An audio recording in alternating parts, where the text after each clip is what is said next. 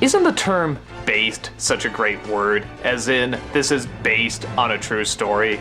Cool Runnings definitely exploited that word when it was telling the story of Olympic Jamaicans who actually made it into a bobsledding competition.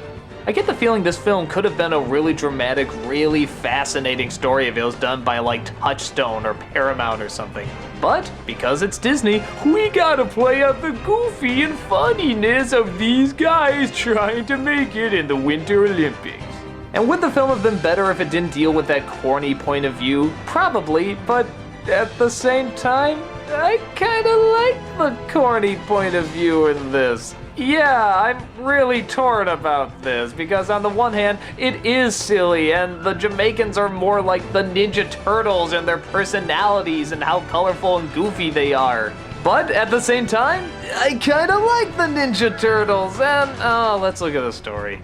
A Jamaican wants to run in the Olympics, but when an accident happens, literally tripping him up, it looks like his chances are gone forever, until he finds out there's another way to get in through bobsledding. There's only two problems. One, they're in Jamaica and nobody can do bobsledding, and two, he doesn't even know what a bobsled is. But, as luck would have it, an old drunken bobsledder, played by John Candy, happens to be in the neighborhood. And they keep pestering him until he finally agrees that he'll try to train them.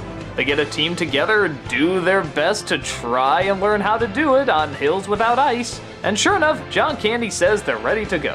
When they get to the Olympics, of course, everybody laughs and mocks them and thinks they can't go anywhere. And at first, they don't. They start to choke.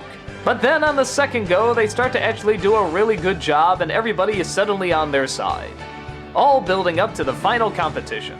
As a kid, I love this movie. I love how goofy everybody does. I love how colorful they were. I love how they all had distinct personalities. I love how they had their own little backstories, like one wanted to live in Buckingham Palace, even though he wasn't aware it was Buckingham Palace. But as an adult, wait, one wanted to live in Buckingham Palace even though he didn't know it was Buckingham Palace? What? You got bullies in this movie that are played by the Germans, which, yeah, on the one hand is kind of funny and how silly it is, but on the other hand, really? The ending, which I won't give away, is actually a very heartfelt and inspiring ending, but yeah, even that goes a little too corny. It's just, I don't know, there's a very fine line of an audience that will like this movie. You have to be ready for that corniness. You have to be ready for the slow clap and the dramatic turn and the really corny, goofy moments with the really corny, goofy music playing. And okay, let's say you're not a fan of that. Is there anything in this film that's redeemable? Well, once again, as with practically any role that he's in, John Candy is fantastic. Every time you see this guy on screen, you always shout, man, did he leave too soon? Why didn't we appreciate him more when he was around?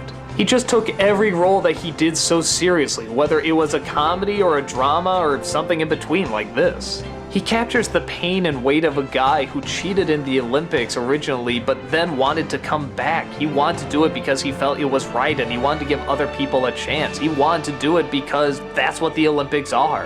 And you hear that in every breath that he takes. But aside from that, is the film worth checking out? I guess it's sort of like Disney's The Hunchback of Notre Dame. If you can accept that Disney is above the title and that the actual story it's based on is not going to be represented that well, you can still find a relatively entertaining movie. Even if there are a lot, and I mean a lot, of corny Disneyisms.